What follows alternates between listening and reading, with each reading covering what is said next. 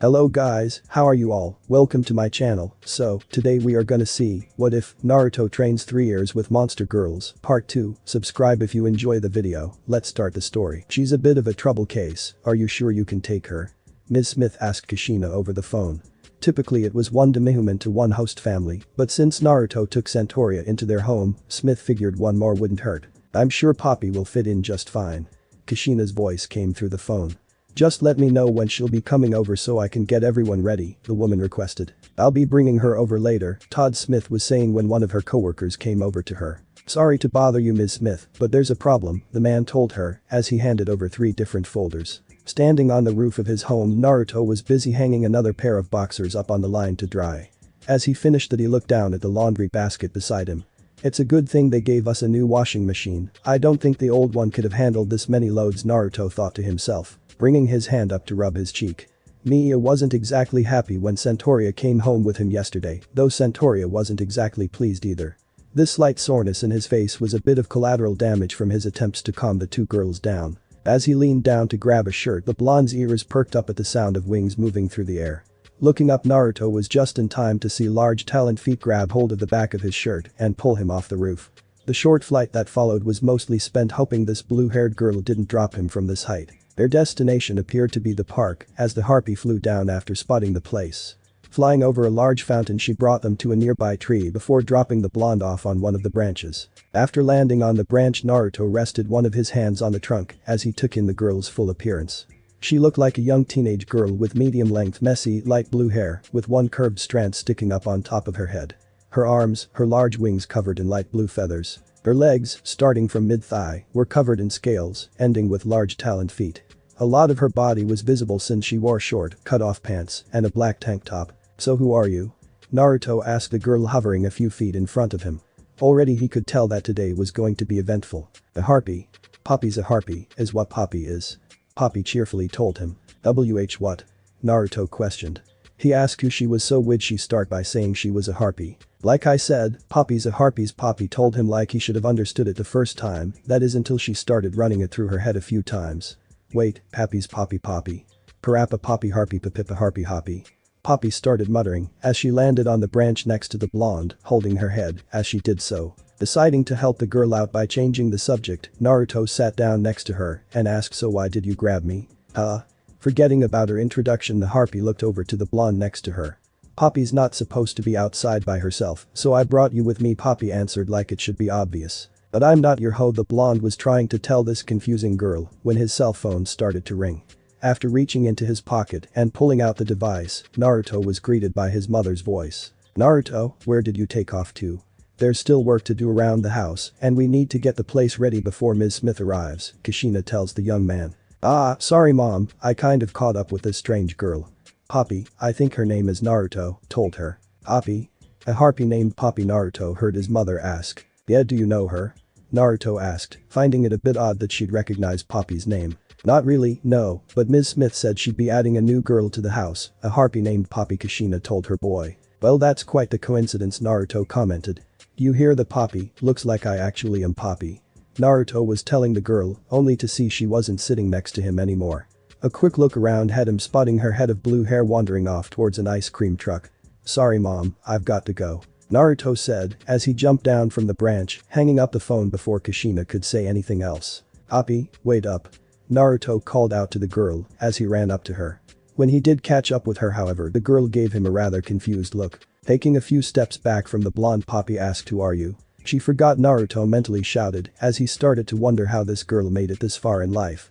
After reminding the girl who he was, Naruto ended up buying her a vanilla swirl while he got an ice pop. You've run off before? Isn't that bad? Naruto asked as the two sat on a nearby bench. He figured that if she was going to be staying with him, then he might as well get to know her, and he was quickly realizing that she may turn out to be a handful. It's okay. They never get mad when I fly off. Poppy cheerfully said, holding her cone with both wings. But they said the next time I do that, they're going to deflower me, whatever that means. Poppy said as removed one of her wings from the cone so she could scratch her cheek with the lone claw on said wing. I think you mean deport. Naruto told her, though his words fell on deaf ears when her ice cream slipped out of her wing. I didn't even get a bite. Poppy shot up in surprise, standing over her fallen snack. It's so hard to hold. The poor harpy cried. "Oh well," Naruto breathed out as he held out his ice pop. "You want a bite?" the blonde offered. Without hesitation the girl leaned down and took the frozen treat into her mouth. You sure you don't want to hold it yourself?" Naruto asked, getting a garbled response as she spoke with the ice pop in her mouth. As the girl bobbed her head up and down the frozen stick, it became more and more evident how perverted this looked as people walking past them stared and gawked at the odd pair. "Okay. That's enough," Naruto blurted out as he yanked the popsicle away from the girl and resulted in the harpy being surprised by the popsicle drippings that splashed over her body. "I'm all sticky," Poppy complained after looking her body over, being covered in melted popsicles from head to waist. "Sorry about that," Naruto apologized with an embarrassed look on his face. "There should be a fountain around her, so let's go wash you off, Poppy," Naruto was saying as he turned to look for a fountain, only to stop after a few steps when he didn't hear her talons clanking against the stone path behind him. Turning around, he found that instead of following him in search of a drinking fountain, the harpy girl had made her over to the large decorative fountain in the center of this small intersection of paths, and along the way she seemed to have stripped down to nothing. "What are you doing?" Naruto yelled, running over to the large fountain as Poppy hopped in. "Isn't this a bird bath?" the girl asked as she walked around in the water. "No. It's not," Naruto told her as he rested his hands on the edge of the fountain. "But forget about that, why are you naked?" the blonde asked. "What? You don't bathe with your clothes on. Don't you know that?" Poppy responded as she looked at the blonde from over her shoulder. "I really don't want to be asked that by a bird brain like you," Naruto thought to himself, face palming as Poppy fell backwards to soak her body in the clear water. "This feels so good. I had no idea there was a bird bath in the middle of town," Poppy cheerfully commented as she floated on her back. "This girl has no idea how to act in public," Naruto concluded just before one of Poppy's talent feet grabbed him and yanked him into the fountain. "Stop spacing out and bath with me," Poppy happily said as she sat on Naruto's back. Keeping his head above water, the blonde pulled himself over to the edge with Poppy riding on his back the whole way. "This is getting out of hand," Naruto thought as pulled himself up far enough to rest his arms on the fountain's edge. When he did get to the edge, he was met with a familiar green-haired eel staring back at him. "You look like you're having fun," the woman commented, kneeling down to the point that her face was barely an inch from Naruto's. "Oh, a long time no see," Naruto attempted to greet the woman, though he couldn't for the love of him put a name to her face. "Kasumi, my name is Kasumi." Kasumi introduced herself with a faint blush adorning her cheeks. It wasn't really his fault that he didn't know her name, they were all so taken with the taste of his blood that introductions fell to the wayside. Speaking of blood, it was so tempting for her to reach out and get another taste after so long, but she really wanted to hold off on that so they could have a chance to talk this time around. "Naruto Gaza." Naruto was giving his name when Poppy pushed him back into the water. "Come on, let's have fun," Poppy cheerfully said as she reached out with her foot to grab hold of Kasumi's shirt. With a surprised sequel and widened eyes, the poor woman found her upper body being pulled into the fountain. As this was happening, Kasumi's exchange coordinator was running over to them, breathing heavily in his attempts to catch up with the woman. "Heavens above, Lady Kasumi, you're putting this old man through too much." The older gentleman managed to get out through ragged breaths after the woman popped her head above the water. For such a shy woman, she can really be a hassle when she has her mind set on something. The moment they got word from Ms. Smith that Naruto was taking care of one of his charges in the park, Kasumi requested that they head there and proceeded to leave him in the dust once they arrived. "Sorry, Mr. Bunji," Kasumi apologized, her lower body sliding further and further into the fountain as she raised her upper body. With his breathing returning to normal, the man took in the situation. "This is quite a predicament," the man thought to himself as he watched Naruto try to cover Poppy's chest with his wet jacket. "You must be Master Naruto. Lady Kasumi speaks very highly of you, so much so in fact that we've gone through the process of moving her into your care," Bunji said with a grandfatherly smile, eliciting a gasp from Kasumi. "Mr. Bunji, please don't say such embarrassing things," Kasumi told the man as she turned away from everyone while covering her beet red face with her hands. "Oh my, is it really that embarrassing? My apologies, Lady Kasumi," the man apologized with a heart smile. "Wait," Naruto called out, getting the man's attention as he waded over to the edge again. "What do you mean by my care? How many people are going to be moving into my house today?" Naruto asked the man. "Do you not want me?" Kasumi quietly asked as her shoulders dropped and she started to give off a depressing aura. Immediately spinning around, Naruto rushed over to her and attempted to console her, saying that wasn't what he meant. "They're quite popular for one your age," Bunji remarked with a laugh as Poppy moved over to wrap her arms around Naruto's neck. "From what I hear, there were 2 others we failed to find adequate hosts for. No matter who it was, they just couldn't live up to the standards set by a certain young man they met at a meetup," Bunji told him with a warm smile on his face. "2 others? The blonde asked as he tilted his head up to look over at the man. That was when a cold chill ran down his spine, remembering the other two girls he'd met alongside Kasumi. I'm going to die, the blonde thought to himself, already imagining the three of them draining him dry like before. While Naruto was having his moment of dread, Bunji's attention drifted elsewhere. It wasn't a surprise that a crowd would form with all this commotion, but what caught the older man's attention was that none of the people gathered were watching them. Following where everyone's attention was, the man's calm expression morphed into one of stunned shock. "Oh dear," the man let out before turning back to the three in the fountain. "Excuse me, Master Naruto, this may sound like an odd question, but how good are you at climbing trees?" Bunji asked, getting the three to turn to him with odd looks on their faces. In response, the man pointed up, directing their attention to a little girl stuck in a tree. "This doesn't look good," Kasumi commented as the three of them got out of the fountain and followed Bunji to the front of the crowd. How did she even get up there? Naruto openly wondered just as Poppy ran past him with nothing but his jacket tied around her neck. "Leave it to Poppy. I can just fly up there and get her to take off," the harpy cheerfully said as she spread her wings. "Poppy, hold on a minute," Naruto shouted, only to see the girl flop down to the ground. After skidding a little, Poppy lifted her head up. "I can't fly. Is it because my feathers are still wet?" the blue-haired girl questioned as she examined her wings. After gathering her clothes, Naruto walked over to the downed harpy. "Listen up, Poppy, humans aren't like harpies. We can't just take off and fly like you. Falling from heights can be really dangerous or even deadly for us," the blonde told her as he handed her clothes. Leaning down, he patted her head while giving her a warm smile. "It's good that you want to help, but let me handle this, okay?" After getting a slow nod from the girl, Naruto stood up and headed over to the tree. Heading up to the branch the girl was stuck on didn't take long, and he was soon offering to help her down. It took a bit of convincing, but eventually she got the courage to let go of the branch and reach out for Naruto's hand. It's when Naruto tried to tighten his hold around her hand that he noticed something was wrong. His hands were covered in mucus from Kasumi's body from when he was consoling her, and, as a result, the girl's hand slipped right out of his. When she tried to latch back onto the branch, her hand slipped now that it too was slippery, and she ended up falling after losing her balance. "Shit." The blonde mentally cursed as he shot his hand down to grab her, missing by less than an inch. As the girl fell, the crowd gasped in horror, but before she could hit the ground, Poppy, now dressed, leapt up to catch the girl. However, Poppy was still too weighed down to fly, and so both of them were now falling. As the ground approached, Poppy's eyes closed shut in anticipation for the impact, only to feel arms wrap around her. When everything had come to a stop, the harpy slowly opened her eyes to see that she and the little girl were being held in Naruto's arms. "Did he save me?"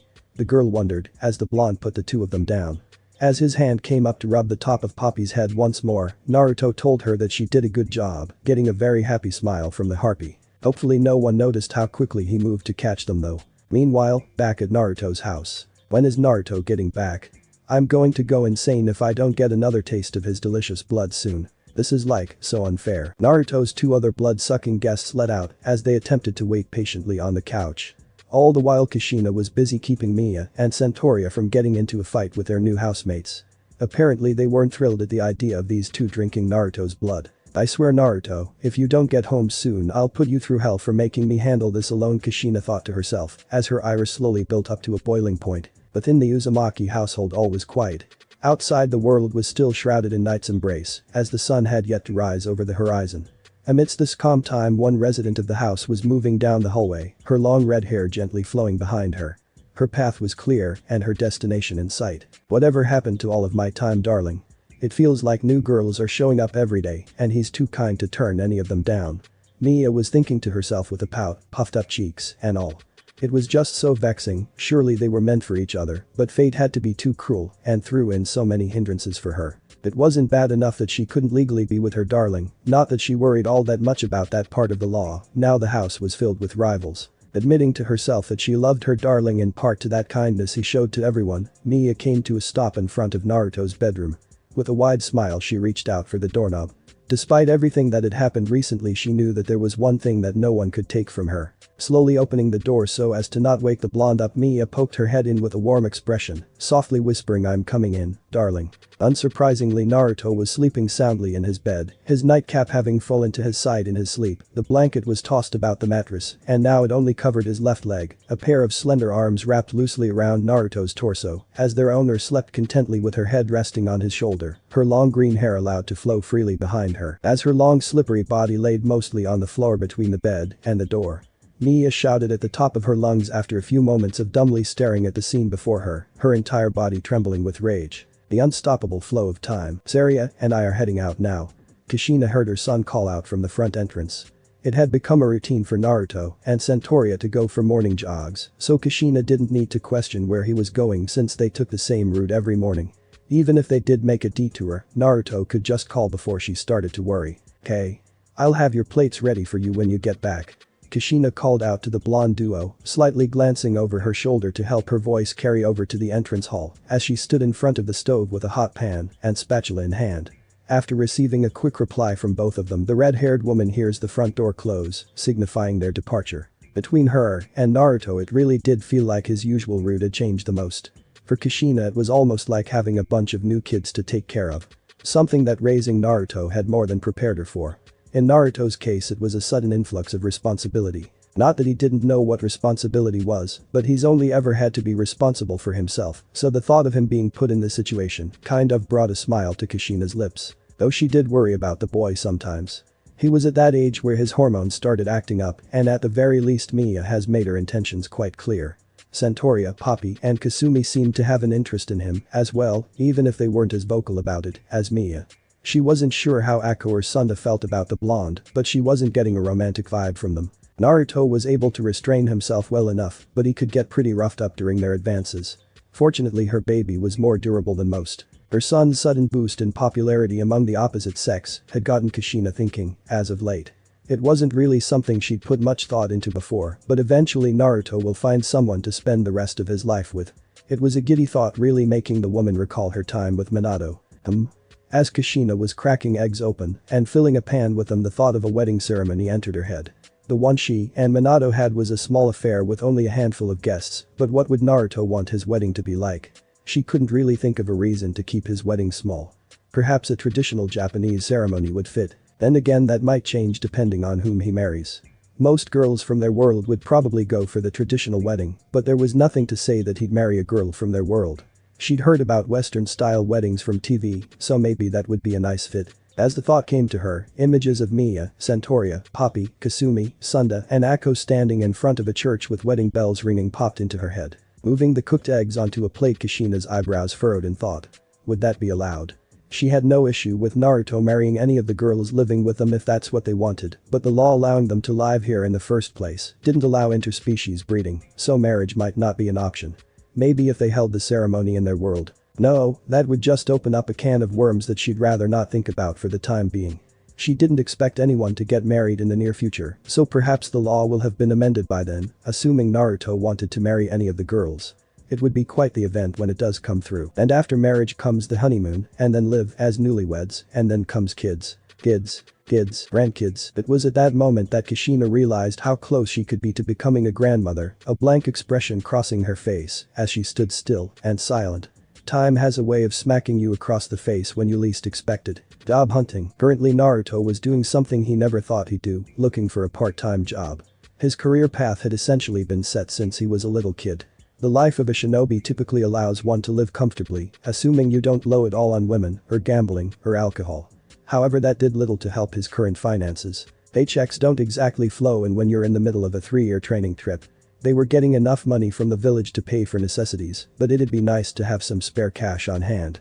So while Poppy and Akko were busy playing with Hawaii and providing background sound, Naruto was sitting on the couch skimming through the wanted section of the newspaper. Dog walking. Been there, done that, rather not do it again. Cafe waitress. Nah. It'd be too awkward if the transformation was dispelled. Bathhouse attendant. The description sounds a bit shady. Best to not think about it and move on to the next. Bartender. It might be doable, but he knows jack squat about booze. What the hell is a co-sleeper? With a heavy sigh, Naruto tossed the paper lightly onto the coffee table as he leaned back into the couch cushion. This hopeless Naruto breathed out as he stared up at the ceiling. If this was his world, then he could just walk into a sizable town and find someone willing to hire a ninja for something. Here he'd just get weird looks if he went to a crowded place and started telling people he was a shinobi. As he was pondering what he should do next, a mass of blue and white entered his vision. What's got you sighing? The leech girl asked as she leaned over the back of the coach, her hands resting on either side of Naruto's head. Oh, just trying to find a job, but nothing's standing out, Naruto told her, too out of it to even worry about the distance between their faces. That's all. Sunda responded with a tilt of her head. Looking to the coffee table, she quickly spotted the paper Naruto had been searching through. Moving just a bit to the side, the woman leaned forward as she reached out for said paper, inadvertently pressing her breast into the side of Naruto's face as they pressed into the back of the coach. With widened eyes and reddening cheeks, Naruto quickly moved his head away from the soft flesh, ending up laying on the coach with his elbows propping him up and his eyes locked onto the curvaceous woman before him. "Do, just a little more," and Sunda was saying as she reached out for the paper, her hand grasping for the object that was just out of reach. Leaning more and more forward, she eventually got her hand onto the paper, and in the process she slipped over the edge of the couch and landed in Naruto's lap. "Ha. Got it," Sunda triumphantly declared as she held the paper up to read, oblivious to Naruto's plight. "Hey. I'm not a chair. Get off of me before you start rave," Naruto was telling the woman when she slid her lower half to the side, resulting in her squeezable backside landing on Naruto's stomach. Sorry. I'll get up right away," Sunda apologized as she readjusted herself into a position where she was straddling his stomach. "That'd be appreciated," Naruto breathlessly said as his lungs tried to fill up with air after that gut shot. All the while he was doing his best not to think about the sensation of Sunda's ass pressed against him. "No fair. Poppy wants to play too," the blue-haired harpy suddenly cried out as she shot over the couch with a single flap of her wings. It was too late for Naruto to tell her they weren't playing, and the resulting collision left Naruto in an even worse position. Meanwhile, Akko stood over by the TV with the wire remote loosely held in her hand.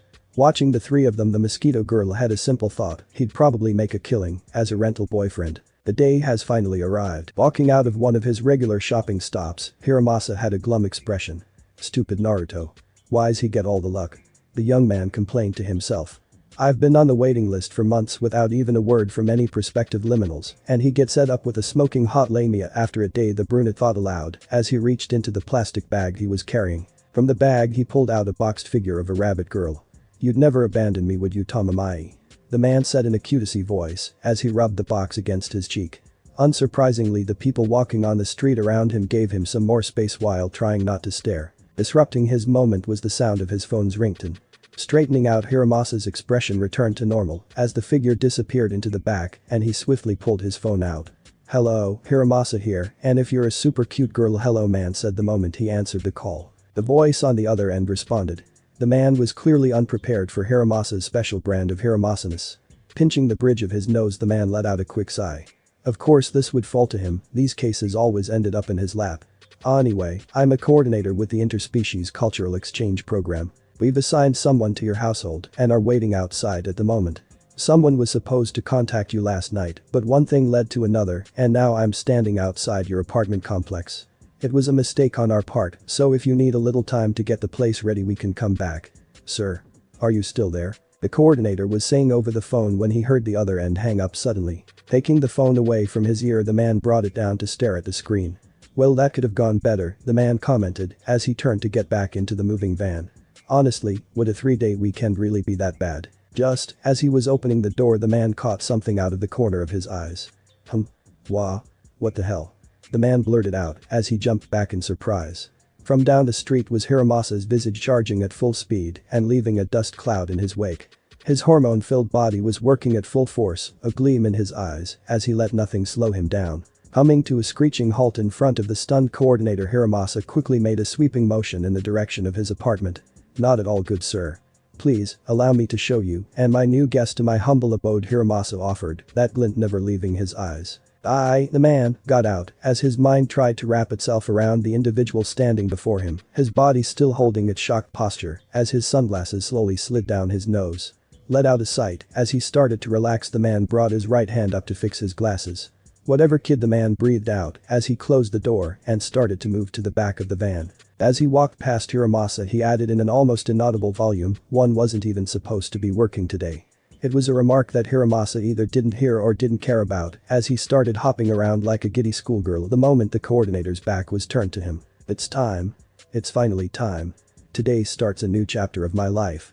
One where I get to spend every day of my life with a beautiful liminal," the man thought to himself as he started to imagine it. The setting was a log cabin up in a snow-covered mountain as he and a cute bunny girl snuggled close under a small blanket, the light of the fire illuminating the room and dancing spectacularly along every surface it touched. The mountainside really is beautiful. I'm so glad we came here, Hiro-kun, the petite woman softly said as she nuzzled her head into Hiramasa's shoulder, her cheek-length white hair brushing against his neck as her long ears twitched from time to time as they picked up every little sound. "You're right," an over-dramatized version of Hiramasa responded in a smooth voice as he turned his head to stare lovingly at the girl snuggling with him under the blanket. "But you know," the man continued as his hand slipped out of the top of the blanket to softly cup her chin, getting a cute gasp from her in the process. "You're even more beautiful," Hiramasa told the girl as they stared longingly into one another's eyes. "Oh," Hiro-kun, the girl swooned as she closed her eyes and slowly leaned up. Just as their lips were about to touch, the man's fantasies were interrupted by the coordinator calling out to him as he waved a hand in front of the young man's face. "Huh?" Hiramasa responded with a series of blinks, a bit of drool hanging from the corner of his lips as a souvenir from dreamland. "Oh goddamn," the coordinator quietly said with a grimace as he pulled his hand back. "The sooner you get this over with, the sooner you can go home," the man told himself as he took hold of Hiramasa's shoulders. Putting on a smile, the man spun Hiramasa around as he said, "Allow me to introduce you." The moment Hiramasa's back was turned to the coordinator, his joyous expression crumbled into despair. Standing on the sidewalk was not a petite bunny girl or a sexy lizardman or a smoking hot oni. No, standing there was an orc standing tall enough to block out Hiramasa's view of the sun. He sported the typical pig-like features of his race with long black hair slicked back with a few strands hanging down in front of his face, and his attire consisted of a brown business suit, specially made to fit his large body. "This is Mr. Hagen. He'll be in your care for the foreseeable future, so please get along," Hagen's coordinator told Hiramasa from his spot behind the young man, only to watch as the man dropped down to his knees with silent tears running down his face. "Damn you, cruel world. Damn you and all you stand for," Hiramasa mentally cursed as his bag dropped to the pavement beside him and he dropped even further, landing on his hands as well. Sucking in his breath, the coordinator's expression became concerned. "Oh fuck," the man breathed out as he went to move over to Hagen. "I'm sorry about all of this.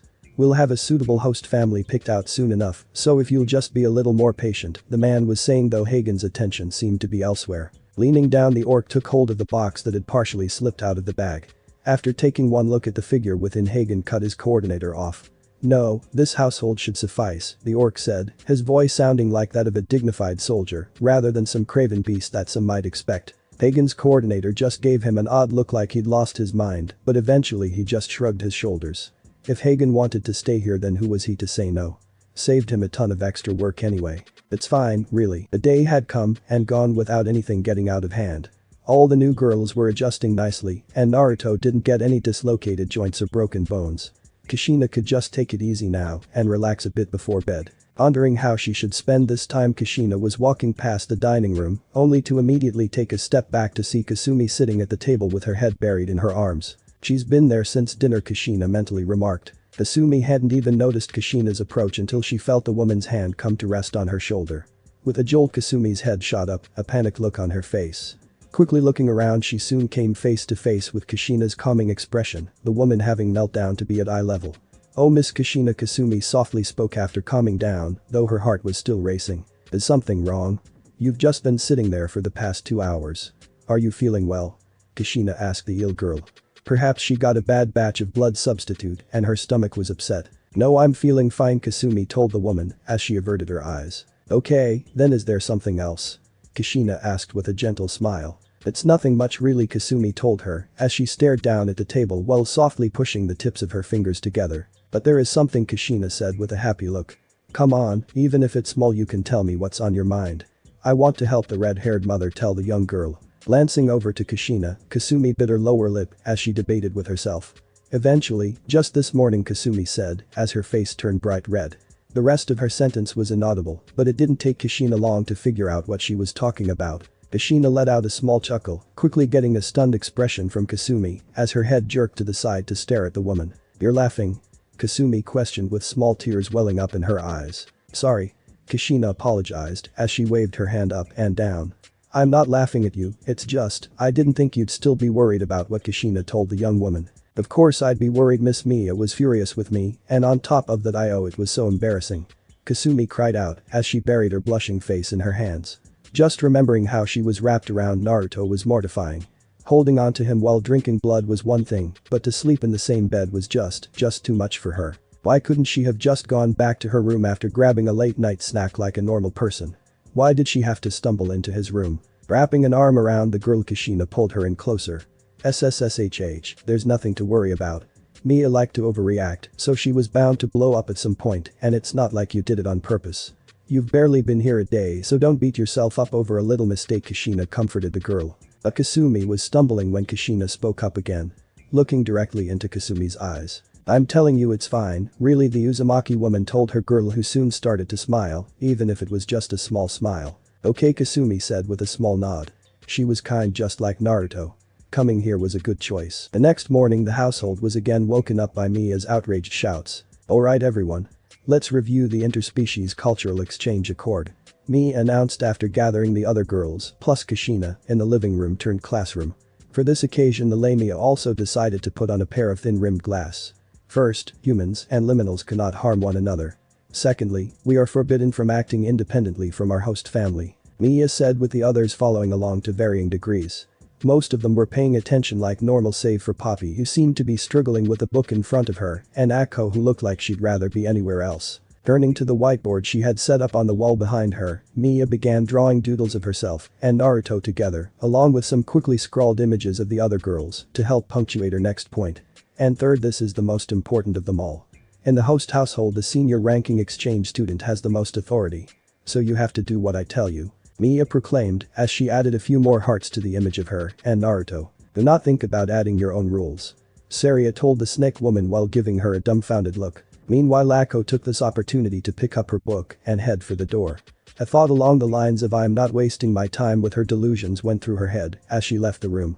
There were a million other ways she could be spending her morning that didn't involve this. Is that true? I had no idea. Poppy and Kasumi said respectfully, Poppy with a confused yet intense look, while Kasumi's eyes drifted down to the desk she was sitting at. Do not be deceived.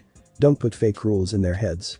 Santoria and Kushina both blurted out as Sunda just folded her arms behind her head and leaned back in her chair. No way I'd follow such a stupid rule even if it was real, the leech woman said with a toothy grin. You need to be reminded of the rules more than anyone.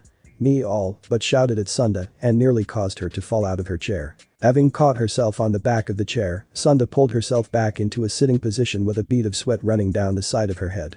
And just what's that supposed to mean? The woman shot back. Seriously, what rule could she have broken to get that sort of reaction? I'm talking about your diet. We're not supposed to harm humans, so why do I always see bite marks on my darling? Mia questioned the woman, her clenched hands held tightly to her chest as she got in Sunda's personal space. That's what you're upset about? Sunda asked in return, a bit surprised that that was an issue. He already signed off on that, so no laws being broken when I take a little nibble. Besides, it's just a little blood loss, nothing to get concerned over, Sunda said with a wave of her hand and a turned head. The little blood loss, Arya shouted, nearly scaring the piss out of Sunda as she slammed an open palm down on the woman's desk. Hath thou not noticed Millard's condition after this so-called little blood loss? Thou draineth enough blood from his veins to leave him incapacitated half the time. And let us not forget that thou art not the only one to partake in Millard's live blood. Santoria chastised a woman who had since brought her hands up defensively. Just wait a minute. The guy's always back on his feet and ready to go within half an hour, so it's not like him to kill him with a little indulgence. Sunda was defending herself when something Saria said suddenly clicked in her head. Hey. The curvaceous woman shouted as she bolted up from her chair and slammed her hands on the desk. You just said to yourself that I'm not the only one drinking his blood, so why are you ganging up on me? The leech woman asked as she moved her face in closer to Saria's, a thoroughly annoyed grimace on her face. Because you drink more than the other two combined. Mia interjected, placing herself back into the argument. At least they drink that blood substitute crap most of the time, but I can't even remember you touching one of those bottles. Mia said to the woman. Wah. You expect me to shovel that bland junk down my throat when Naruto lets me drink my fill anytime? Sunda questioned. Over with Kasumi, who'd been silently eavesdropping on the trio, she was quietly nodding her head with a confusing expression that was somewhere between joy and depression. They really are bland compared to him, Kasumi thought to herself, as she wished she could build up the courage to ask for blood more often. Let's not forget about you too. Sunda shot out as she pointed a finger at the duo. How many kicks or tail slaps has he received courtesy of you, huh?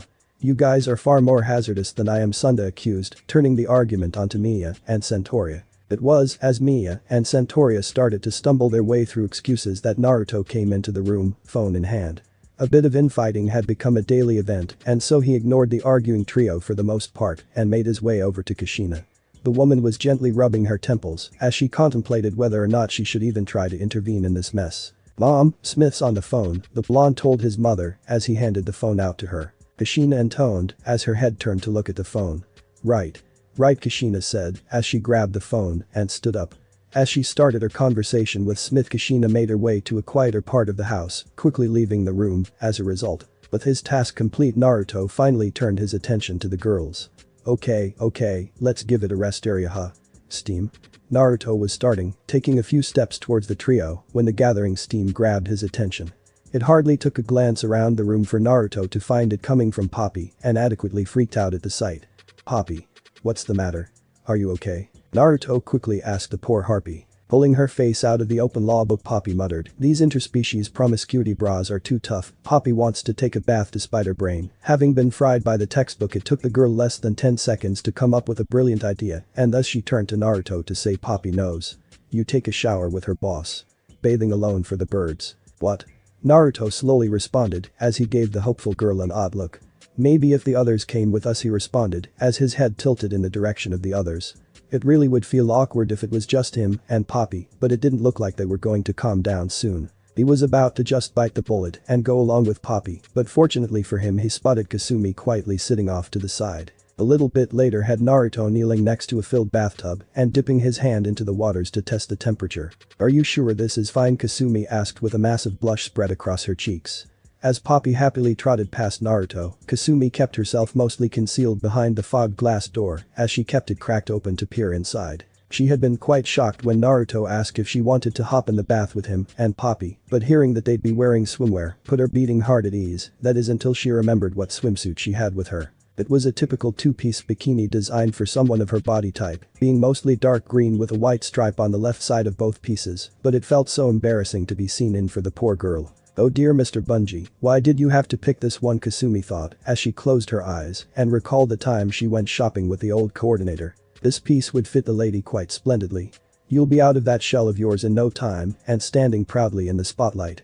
Bungie had told her while holding the bikini up by its hanger, a confident glint in his eyes. "You do nothing but look out for me, but a one piece would have been so much better," Kasumi thought to herself with a waterfall of tears flowing down her cheeks and a clenched fist held up in frustration. While she was fighting inner demons, Poppy was wasting no time and taking off her clothes, much to Naruto and Kasumi's shock. "Hold it. Stop, Naruto," Kasumi blurted out as they rushed over and pulled the harpy's shirt back down, much to Poppy's confusion. "Smith gave you a swimsuit," Naruto told the petite girl as he pulled out a standard school swimsuit with Poppy's name written on the chest. "A school swimsuit?" Kasumi questioned as she gave the garment a strange look. Perhaps a one-piece could be more embarrassing than her current attire. "I try not to ask questions when it comes to Ms. Smith," Naruto told the woman. Naruto was about to tell Poppy that he'd wait outside while she changed, but Poppy beat him to it by saying Poppy can't put this on with her hands. For a moment Naruto started to sweat, but then he immediately remembered that Kasumi could help Poppy change. However, the blonde immediately started to sweat bullets when he saw the apologetic look on the woman's face.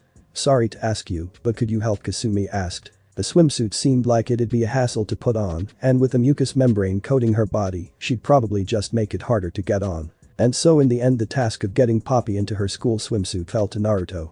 Despite her talents, getting Poppy's feet into the swimsuit wasn't a challenge. What got Naruto nervous was when he got to her hips.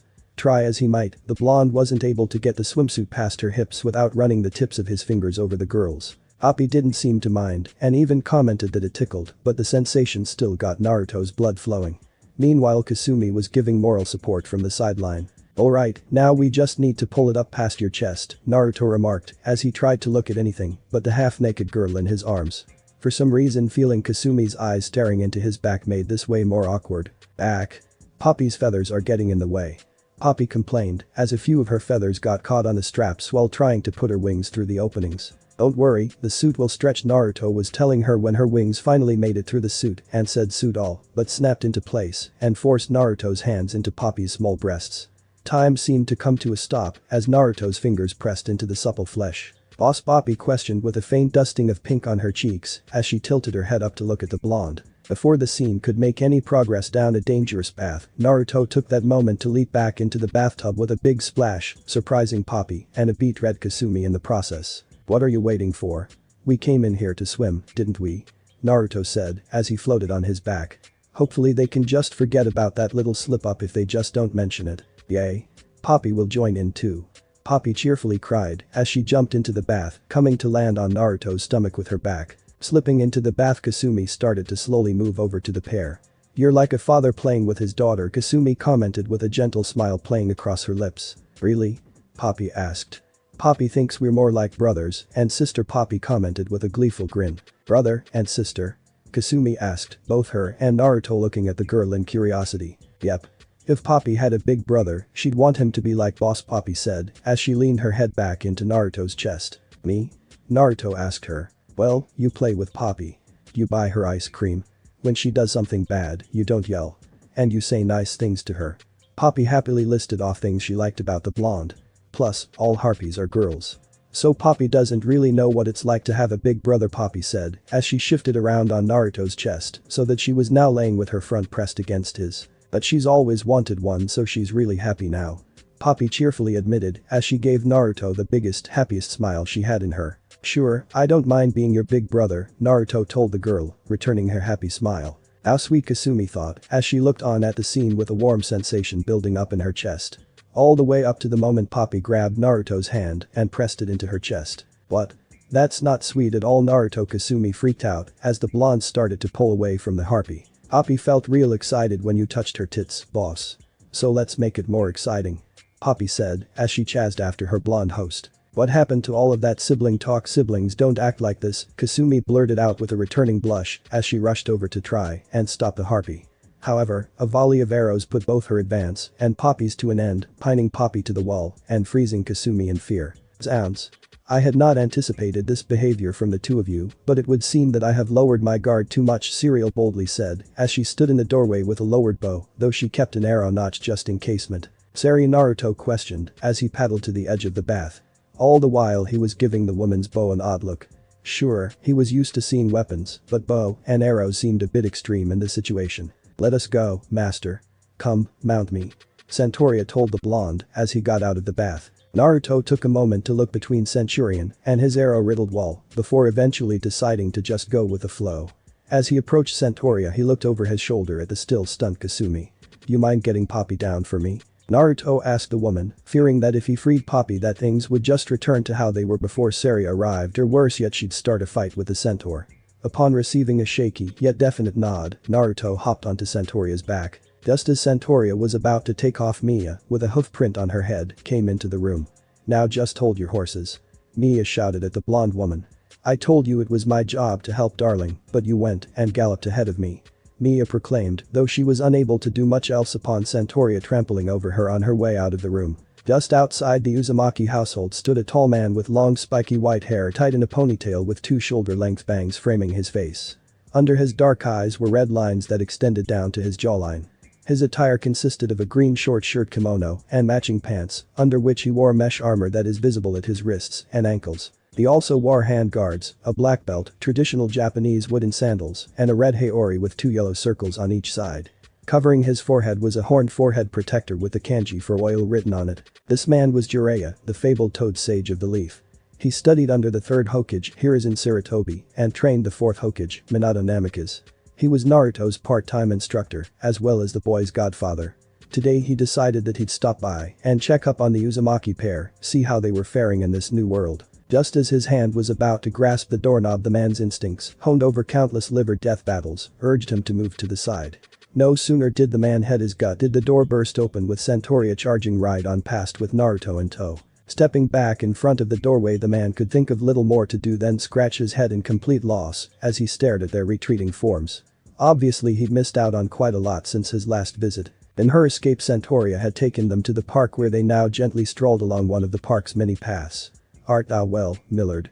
Santoria asked the blonde, casually riding on her back. "Yeah, I'm fine. My clothes are already dry thanks to the wind blowing past us as you ran," Naruto told the woman. "I see, that's good to hear," Saria responded just before she felt Naruto slid off her back. Turning her head to look at the young man walking beside her, the centaur told him, "Millard, thou can ride me longer if that is your desire." "Nah," Naruto said, waving off her offer. "No need to carry me around when my feet work just fine.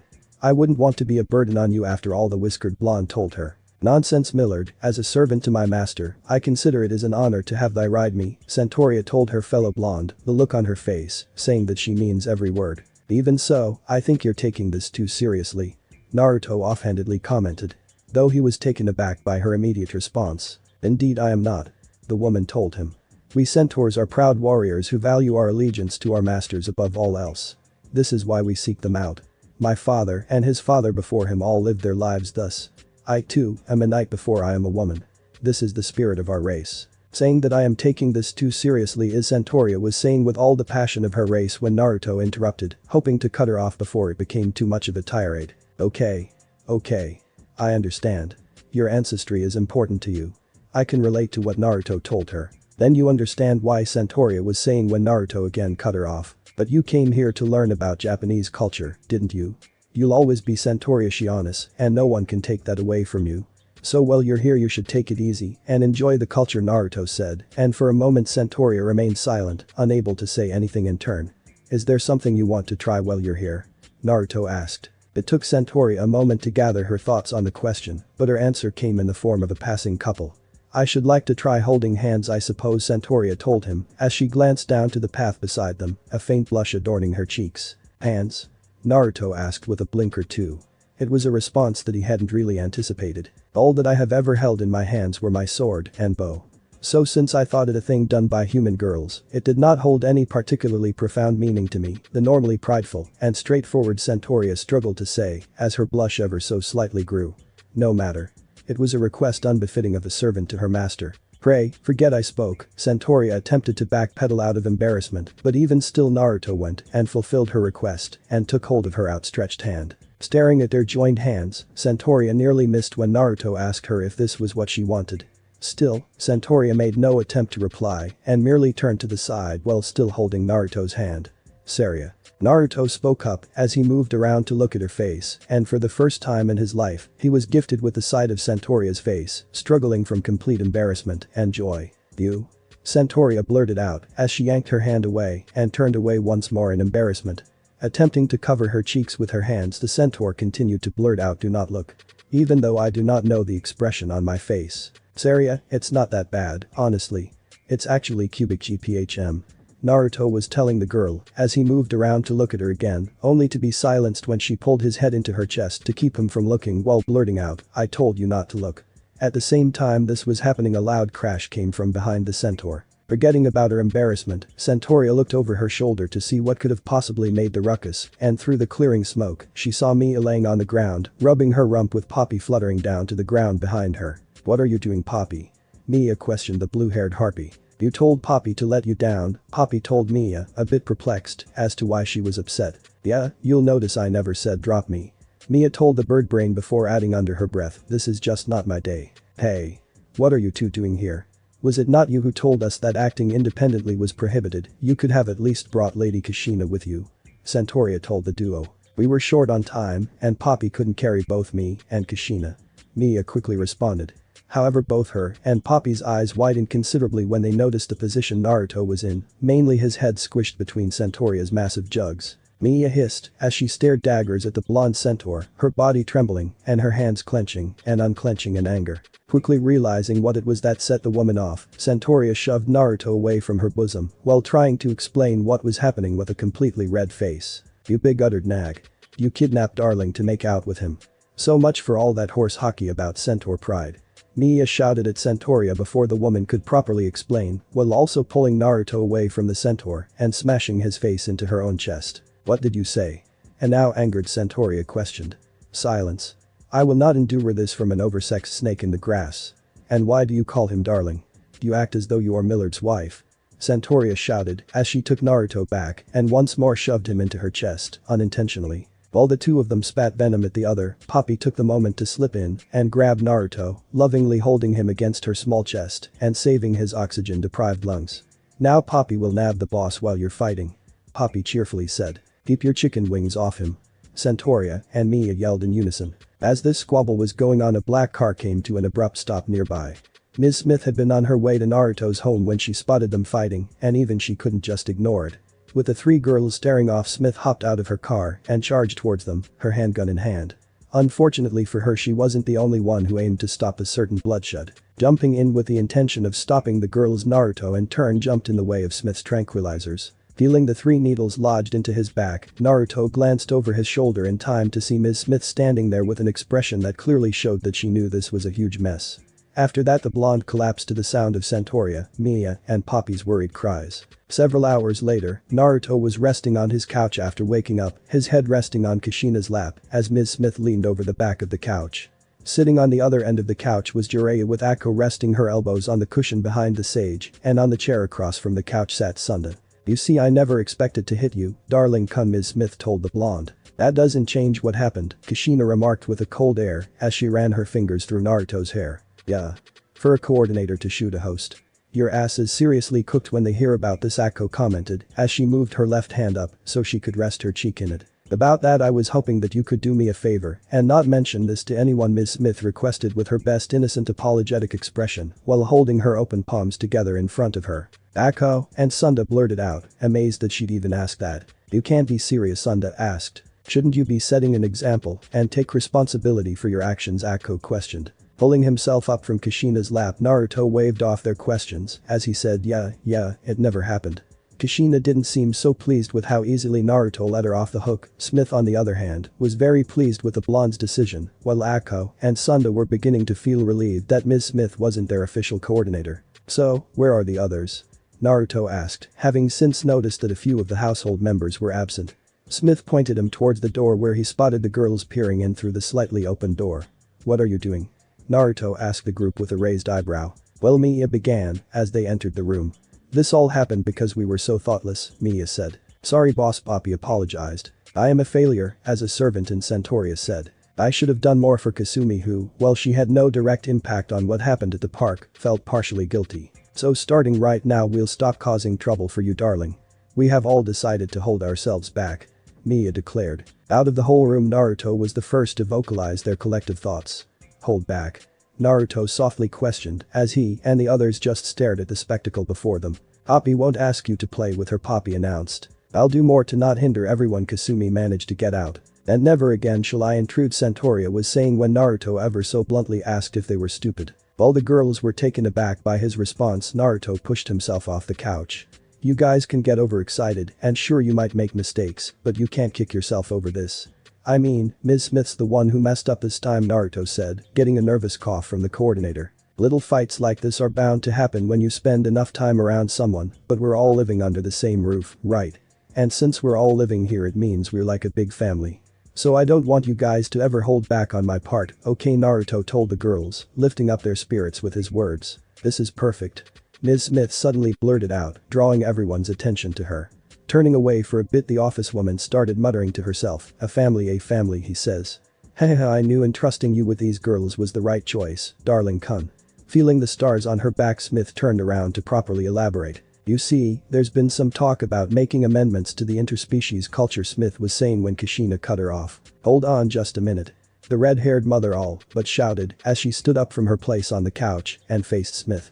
"I thought we agreed that I'd tell them when the time was right," Kushina told the woman, referring to the call she got earlier that day. Even if Naruto was of legal age, Smith wanted to discuss it with Kushina first, given how this information might affect the household negatively if it was just dropped on them. "Is there a better time than now?" Smith asked as Kushina's eyes narrowed at her. Meanwhile, those out of the loop were becoming rather curious. "What are you guys talking about?" Naruto asked. Having come to this point, there really was no backing out. Turning halfway to face the blonde Uzumaki, Kushina told him the amendment to the bill Smith wants to talk about will allow interspecies marriage. They want a few case studies before they officially sign it in, and so they want to ask you to participate. Everyone present seemed to understand what was being said, but the very notion seemed to put Naruto's gut in knots. Surely they couldn't just drop something that big without warning. Especially after all that talk of keeping his hands to himself. He needed to hear it bluntly. "You mean they wanted me to ask what?" Naruto was asking, though the words seemed to fail him before he could finish. Seeing this, Kushina decided to answer the question she knew he wanted to ask. "They want you to marry one of the girls staying with us." Well, this quickly became a big mess, didn't it? Jiraiya commented as he and Kushina sat at the dining room table with a bottle of liquor sitting between them. It was getting late, and to their knowledge they were the only ones still awake. Though given the sudden prospect of marriage, neither of them would have been surprised if the others couldn't get any sleep. You can say that again, Kushina said with a tone that betrayed the weight she was feeling from this whole matter. She'd slowly swirl the amber fluid in her glass, but every now and again she'd let it settle down and stare at her reflection. She told everyone that they should all just cool down and go to bed tonight and that they could all sit down and talk about this tomorrow, but was that really the right call? She knew that most of the girls had at least some semblance of romantic interest in Naruto, so this must really be gnawing at their minds. Still, that look of panic she saw on Naruto's face told her that nothing of value would have come out of discussing it now. If only Ms. Smith would have waited like she'd asked her to. Grabbing the bottle, Jiraiya went to refill his glass. This is going to turn some heads back home, the sage remarked as he finished topping himself off, and there are bound to be people who will oppose a marriage under these circumstances, Jiraiya added as he took a sip from his glass, not even flinching, when Kushina's hand slammed into the table with enough force to leave an indent. They can go fuck themselves. The woman barked out, her rage showing on her face from the thought of those bastards trying to stick their noses into their personal lives again. Some faces showed up more clearly than others. With a large motion, Kushina threw her head back and downed the remaining content of her cup before hurriedly returning it to the table. It's Naruto's choice who he wants to marry, and there's not a damn thing anyone can say about it. Fill me up. The mother loudly said with her cheeks growing red from both the alcohol and her anger. Maybe you shouldn't drink so much, Jiraiya told the woman while refilling her empty glass. When you're drunk and you get angry, you really get angry, the man told her as he finished filling the glass. It was a little less full than Kushina would have liked, but she couldn't give that much of a damn right now. I'm not drunk, Kushina retorted as she took a sip from her glass while also ignoring Jiraiya's tact on yet. So anyone you're rooting for? Jiraiya asked after a moment of uneasy silence. For his question he received an unsettling stare from the woman. Oh, don't look at me like that, Jiraiya told the woman as he flipped over his hand so that his open palm was facing the ceiling. I'm just asking, if you had to pick, who would you choose as a daughter-in-law? Surely you'd have your own opinion on the matter, the man told her. The look she was giving him didn't change all that much, but the woman did start to consider the question. Did she have a preference that favored any of the girls of the others? The default answer would be to say whoever makes my baby the happiest, but that didn't really answer anything. None of the girls have shown characteristics that she despised, so she couldn't say that she was opposed to any of them. Trying to think about it seriously was actually starting to work her alcohol-tinged brain more than she expected. Before the woman could even hope to answer the man's question, the duo heard the sound of shattering glass from upstairs. What was that? Jiraiya asked as he and Kushina jolted out of their seats, both of them staring up at the ceiling. I don't know, but I'm going to find out, Kushina replied as her eyes narrowed ever so slightly, and without another word she was heading straight for the stairs. A little bit earlier, what the hell are they thinking, telling me to get married all of a sudden, Naruto muttered as he lay in bed, the only light trying to illuminate the room coming from his alarm clock. He's been told repeatedly that there would be serious consequences for crossing that line with any of the girls, mainly his arrest and the girls' deportation. So what do they expect him to do when they say that he's supposed to marry one of them, pick one on the spot, and get his free con? Like that would ever happen. Tossing over, the blonde started to stare at the dimly lit ceiling of his room. He wouldn't deny that the girls were attractive and that he liked being around them, but the thought of dating or marriage never came up for him, and could you blame him for that? He just assumed that that'd never be an option, so entertaining the idea would have just hurt him and the girls in the long run, right? Is that your excuse? Kurama's voice resonated through the blonde's head. Huh? Sitting up in bed, Naruto let the word sink in. What's that supposed to mean? Naruto asked, but received no reply. Hey. Are you? The blonde was asking in a louder tone when he heard the door creak open. Darling, Mia asked as she peered into the room from the slightly open door. Naruto was just talking with someone, right? But he was the only person here. Oh, Mia, you still up? Naruto nervously asked as he swung his legs over the side of his mattress. Kurama wasn't something he wanted to talk to her about, so even if it made him look like an idiot, he hoped she'd buy an excuse should she question him. But the small in tone, the Lamia nodded his head a bit. You look like something was bothering you, darling, so I was getting worried, Mia told the blonde. After a very short pause, the woman then added as he gaze drifted away from Naruto and to the floor, it's because of that conversation earlier, because you don't want to marry us. Hearing her words and the melancholic emotions behind them, Naruto immediately shot to full attention. Wow, what are you talking about? Sure, I've never really thought about marriage or even considered it, but that doesn't mean I wouldn't want to get married. Naruto quickly blurted out, feeling a bit down on himself for the negative reaction he had to the sudden news. At the time he was just freaking out because he was told to pick a bride, but that mustn't have been easy for Mia to hear. Yelling things like "Are you insane?" or "I can't get married" was pretty dumb on his part. Really? Mia asked as she fully opened the door, and for a moment Naruto was left speechless. There Mia was, standing in his room with nothing on but a very revealing nightgown. The waist-length garment was largely made of pink see-through fabric with a thin black outlining and solid pink frills. Only a single black ribbon placed between her breasts left her stomach completely bare due to her holding up one side. "So you're not against the idea of getting married?" Mia asked with a happy, slightly seductive gleam. As Naruto stared at her with wide eyes, Mia slithered over to him with, "I knew in my heart that's how you felt, darling. You're so kind after all. I really love that about you, darling," Mia told Naruto as she approached him and eventually knocked him back onto the bed. With her face inches from Naruto's, the Lamia stared lovingly into his eyes as her coils wrapped around his lower body and she interlocked their fingers together.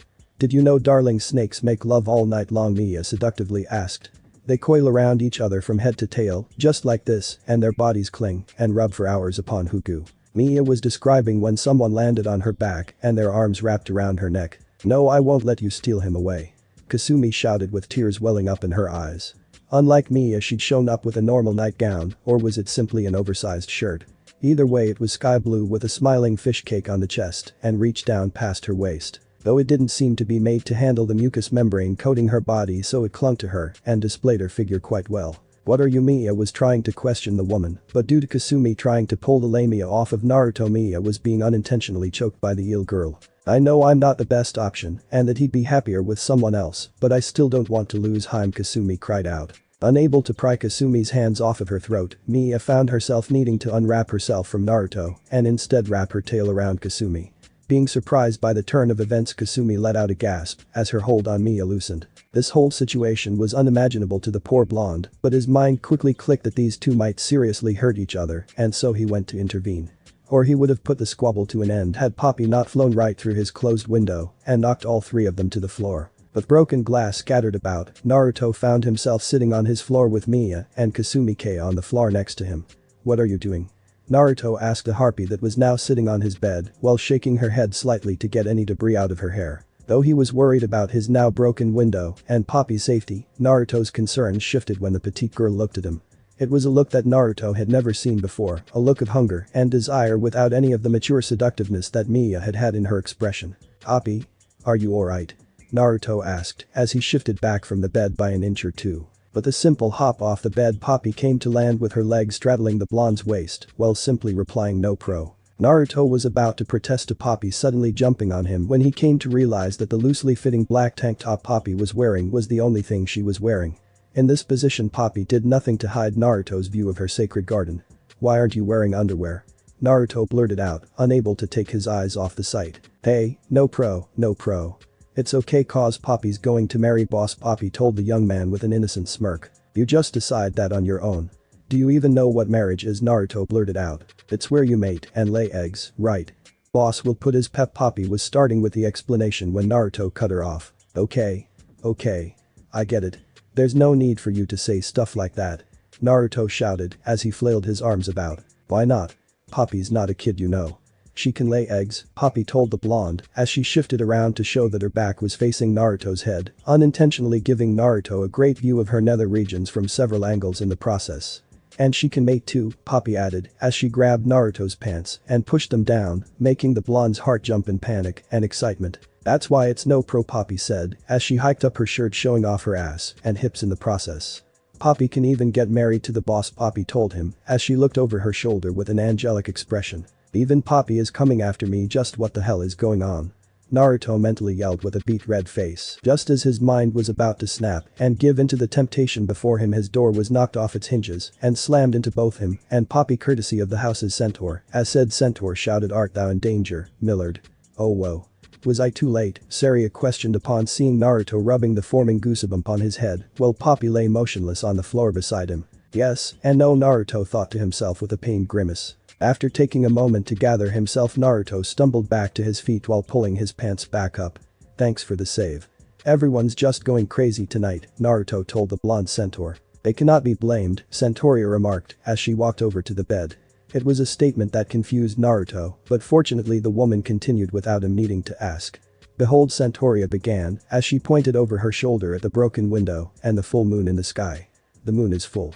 This evening our animal instincts become unbridled, and now, with talk of marriage at hand, they cannot be reined in," Centauria explained. They're like this because of the moon. Naruto asked no one in particular as he hopped back onto the bed and knelt in front of the window. Aren't you affected too, Saria? Naruto asked as he kept his gaze on the moon. Nay, of course not. I would never allow myself to grow unstable over a mere full moon. I swore loyalty to you, Millard. I belong to you, body and heart. Centauria was telling Naruto. However, that last part had red flags rising in Naruto's head, and with the sound of the bed creaking, Naruto spun around to see Centauria kneeling on the mattress with her front legs. And so, Millard, you may do with me as you please. Use my body any way you desire. Centauria said as she slowly moved closer to her fellow blonde. Backed against the wall, Naruto felt like he was pinned when the woman grabbed his wrists. Indeed, it is as though we are already married. Please caress me to your heart's content, Millard. Centauria told the man as she pushed his hands into her bosom with a flushed face. Liar. You've definitely been affected. Naruto shouted as he began to panic again. Or shall we simply race to the finish? Centauria suggested as she grabbed hold of her blouse and yanked it open, letting her bare tits spring free. Feeling a rush of blood coming, Naruto jerked to the other end of the bed, only to back into several pairs of arms. Tell me, darling, have you decided who you're going to marry? Mia asked as all four girls surrounded him. You're asking me that now? Naruto shot back at the Lamia. No, there's no hurry. This is a special day, Mia told the blonde. Let's all have a fun time together. Poppy said. I'll do my best, Kasumi told him. The harem, if that be your desire, I shall canter to it, Centauria said to the blonde. Never in a million years would Naruto imagine losing his virginity like this. With his mind thoroughly fried from this insanity, he was about to just give up and accept his fate. However, fate had decided that his B card would be safe for another night. What the fuck is going on in here? Kushina shouted as she stood dumbfounded in the broken doorway. Her face was burning red as her eyes spun at the sight before her. If not for her grip on the doorway, she would have fallen to her knees in shock. Behind her stood Jiraiya, grinning like a madman and trying not to laugh his ass off. The girls quickly shifted into excuse mode, but Kushina was not in the mood for this tonight. If they wanted to fuck, then they were fully entitled to it, but for the love of God, couldn't they have waited until they got this shit settled first? After getting yelled at by Kushina, the four girls were sent to their rooms under the woman's watchful gaze. Meanwhile, Naruto was making his way downstairs. Unable to even think of sleeping after that calamity, Naruto decided to grab a bite to eat and just go over his thoughts. Entering the kitchen, the blonde was surprised to see the fridge door open. Crumpling, the guy started to stumble over to close it when a head of white hair poked up as Akko stood up straight with a bottle of blood substitute in hand. Understandable, the sight of her sent Naruto into a mini panic and he quickly threw his arms up in front of him as he just stared at the dark-skinned girl. HHM. Taking note of the guy, Akko's head tilted in his direction with a blank look on her face save for a slightly gaping mouth as the light from the fridge illuminated her in the dark room. After a moment of watching, the blonde sweated out, the petite woman's lips formed into a wry smirk and then finally she started to chuckle. You've caused quite the ruckus, you know. I figured the others had a thing for you, but damn.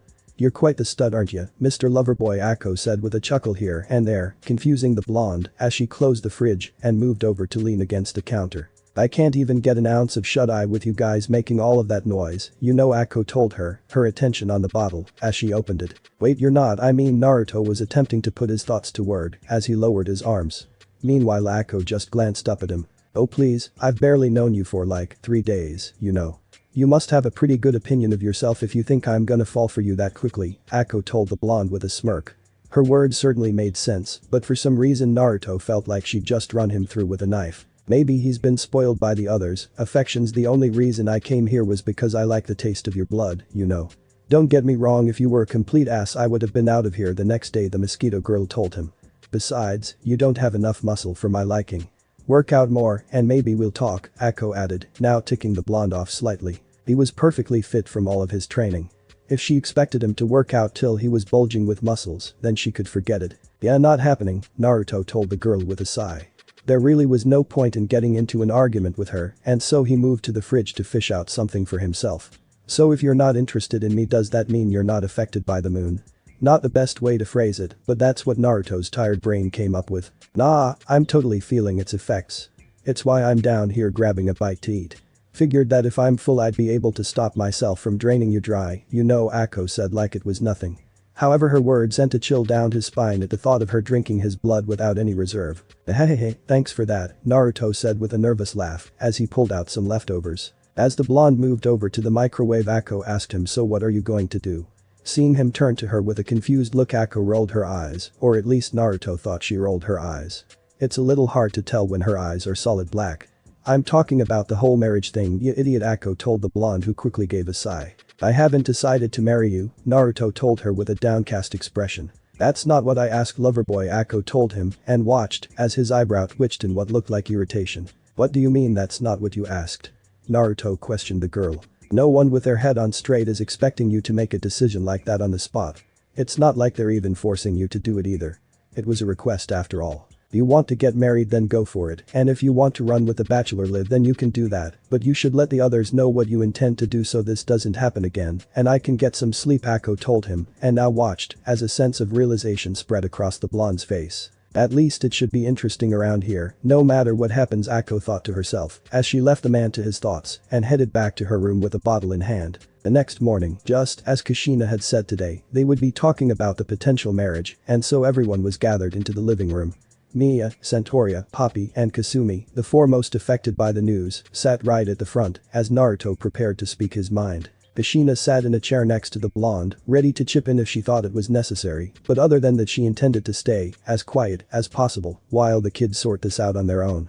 Sunda and Ako were present as well, but had considerably less interest in this than the other girls. Jiraiya stood at the back of the room with his back against the wall. He was going to support Naruto's decision on this 100%, but he knew that someone would have to relay this information to the Hokage, and he drew the short straw in this situation. Clearing his throat, Naruto stood firmly in front of the girls. Okay. I spent a lot of time thinking about this last night, and so I'm going to try and say this as best I can. I don't know who I'm going to marry. Naruto firmly said, getting downcast but understandable looks from the four girls in front of him. So Naruto said, as his serious expression was broken with a smile. I want to date all of you and see who I want to marry.